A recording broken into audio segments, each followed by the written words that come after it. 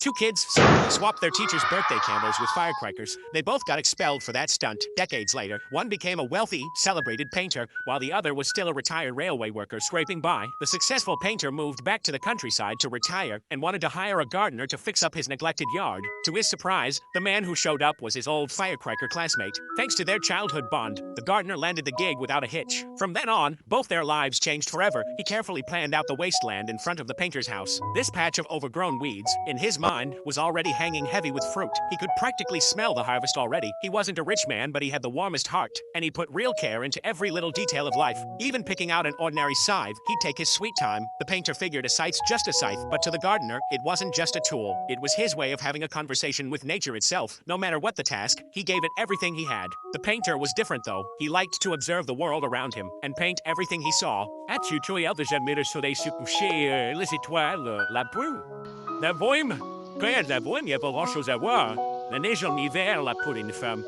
La peau d'une femme, c'est pas pareil. C'est des choses qu'on voit sans dire comme dernière. The painter showed the gardener his work and talked about how he'd spent all these years. The gardener listened, completely captivated. It was a life nothing like his own, so dazzling it felt like floating on clouds, or maybe a dream. The biggest wish the gardener ever had was probably to marry the woman he fell for at first sight, but she married someone else. T'as fait mal? Maman, oui. Oui, j'y pense plus jamais.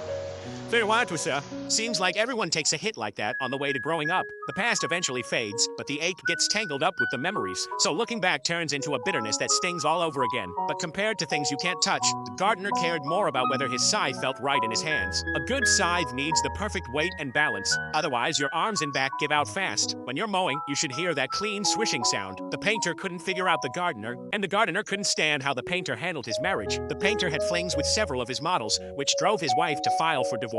But he still thought she was being unreasonable, because in his mind, physical stuff was just a game. As long as his heart belonged to her, that should be enough. The gardener didn't argue, but he sure didn't agree. He never got to marry the woman he loved most, but he understood that life isn't just about love. There's also the responsibility of being a husband. For his family, he worked hard every single day. He quit smoking and drinking, and with the money he saved, he'd take his family to the seaside every year. They couldn't afford anything fancy, but watching his wife bathed in sunlight, he felt it was all worth it. If they could take a stroll, have a complimentary hotel lunch, enjoy a lazy afternoon nap, and then sit together by the sea in the evening breeze, he'd say that was the finest thing in the world. The gardener showed the painter a whole different way to live, and as they spent more time together, it felt like they'd found that old brotherhood from when they were kids. When he came to work, the gardener would sometimes bring the painter some bread, not wanting to dirty the house. He'd take off his shoes on his own. Inside those yellow rain boots weren't socks, but house slippers his wife had sewn by hand. The gardener couldn't understand why the painter came back to this middle of nowhere. The painter said it was because this was his hometown. His father had wanted him to take over the family pharmacy, but his dream was to paint, so he ran away from home and never came back. It wasn't until his parents passed 3 years ago that he returned to the old house. There he discovered his father had painted quite a few landscapes. Clearly his father was every bit as talented, but for the sake of making a living, his father let that go. That's when the painter finally began to understand his father.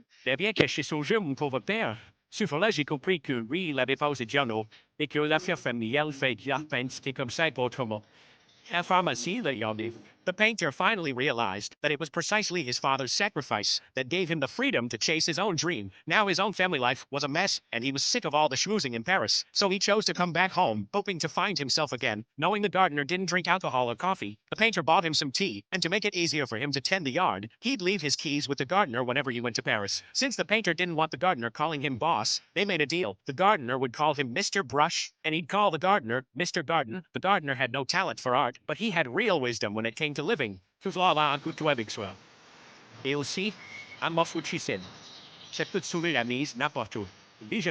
Even though the sky was perfectly clear, he warned Mr. Brush to drive carefully. Rain was coming, and sure enough, he was right on the money. That kind of seasoned instinct won Mr. Brush over completely. It also made him even more fed up with all the empty talk in high society. By the time Mr. Brush came back to the cottage, the gardener had already coaxed seedlings out of the soil, and the walls had been freshly whitewashed. When the gardener saw the woman the painter brought back, he assumed she was his wife. So he gave her a warm and hearty greeting. After everything that happened, the painter still figured that instead of trying to win his wife back, it was easier to date a young student. The gardener didn't approve of how he lived, but he was wise enough to keep his mouth shut. Even though the gardener had been retired from the railway for years, he still held on to his rule of never being late. But one day, he showed up behind schedule. The painter didn't mind, but he mentioned he was worrying about about his recently unemployed son-in-law. The painter, detached from real-world problems, thought it was no big deal. Just find another job. He took out job and thing clicked. He finally understood that everyone has their own way of living. He shouldn't meddle too much in his daughter's choices. One day, the two went to a funeral together in town. The deceased had such a ridiculous name that they nearly burst out laughing. To avoid embarrassing themselves, they practically ran out of there. In that moment, Hassing didn't feel so heavy anymore. It was as natural as flowers blooming and leaves falling. You can miss someone, but you don't have to grieve too hard. Hanging around the gardener, the painter slowly came down from his head in the cloud's existence. He became more grounded, and his paintings seemed to carry a new warmth to them. The gardener's rough words always had a nugget of truth tucked inside, like how nobody can go a whole life without getting sick, but you can choose to live in a healthy way. The painter would also share tips about painting with the gardener. A painter's eyes can't just focus on what's in front of them. You have to see where the next light will come from, how the wind will shift. But the gardener just wanted to do each small thing in front of him well before he retired. All he wanted was to be a good railway worker. Now that he was a gardener, he just wanted to tend the land right. He told the painter to take more walks when inspiration dried up. If there were more vegetables than they could eat, give some to the housekeeper or the neighbors. But don't give away too much, because people have their pride. Whatever's really left over, preserve it. That way you can still eat your own harvest come winter. They were mid-conversation when it suddenly started raining. The painter caught a cold the very next day, but the gardener was perfectly fine. He even showed up all excited to show off his brand new motorcycle. The gardener walked the painter through every part of it, and just like the gardener didn't understand art, the painter didn't understand motorcycles. The gardener said a little cold doesn't need a doctor. Those doctors love scaring people just to sell medicine. He'd been planning to invite the painter to go fishing, going on and on about all the benefits of fishing, but the painter said he needed to go to Paris for a few days. Before the painter could even leave, he found the gardener doubled over on the ground, clutching his stomach in pain. The painter rushed over. The gardener said the doctor had guessed it was a hernia, but the painter didn't think it looked like one. He insisted on taking him to Paris for a proper checkup. The gardener was in too much pain to argue, so he went along to the painter's place in Paris. That night before bed, he gathered the courage to ask the painter for a favor.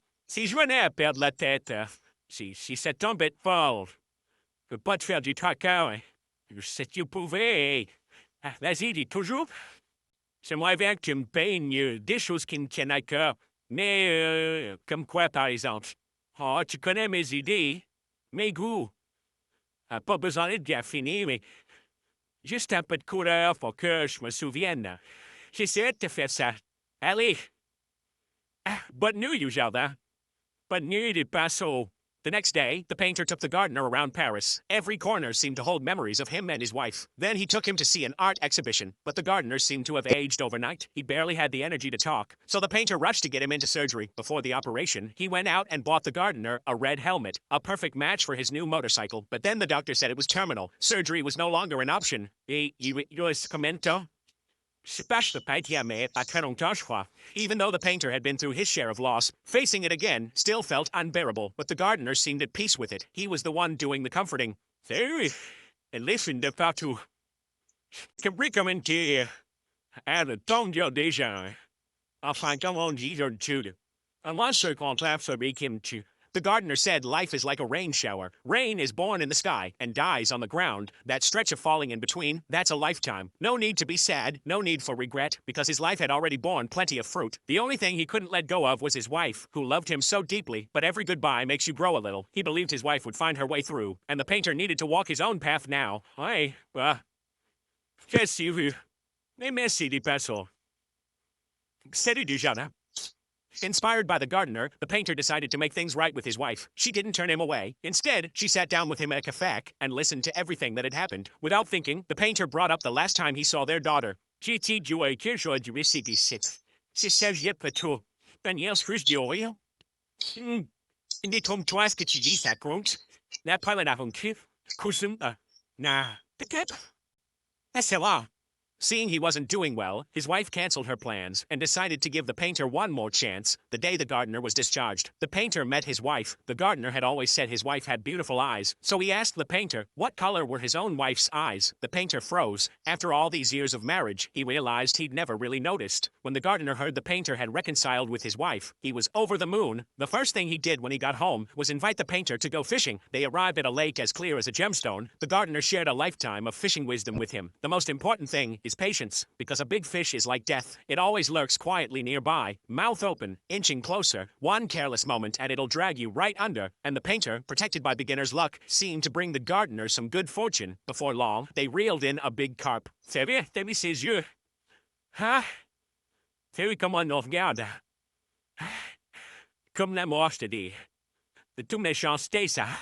But the gardener quickly realized that now he was the one playing the role of death. This fish fighting for his life was just like him, walking toward the end. This was actually the third time the gardener had caught this fish, and the last, he decided to let it go, just like the first 2 times. Ay, adieu, my belle. Watching it slowly disappear beneath the surface, the gardener felt a flood of emotions, how he wished death would give him one more chance too, but clearly that wasn't going to happen. All he could do was make the most of the days he had left. The gardener wanted the painter to do a portrait of his wife. When it came to the eyes, he'd oversee that part himself. The painter did as he asked, and finished everything, except the eyes, and that's when he got the news that the gardener had passed away. What? After that, the painter never hired another gardener. He chose to tend the yard himself. He also held an exhibition in Paris. Every painting was inspired by the world inside the gardener's heart. Des choses qui me tiennent à cœur. Ça n'a pas besoin d'être bien fini, mais juste un peu de couleur pour que je me souvienne. There's no such thing as a perfect canvas in life. Crooked lines and wrong colors happen all the time. When we're young, we always want to erase and start over. Later you realize, those stumbles, those disappointments, they're not mistakes. They're the road you've walked. Without them, the painting would just be too clean. What this film teaches us is, don't be afraid to make a mess, and don't be afraid to let people see it. Every mark you leave, someone out there will understand. The canvas is only so big, time is only so long, so paint with everything you've got, and leave the rest to that someone willing to sit down and look at the painting with you.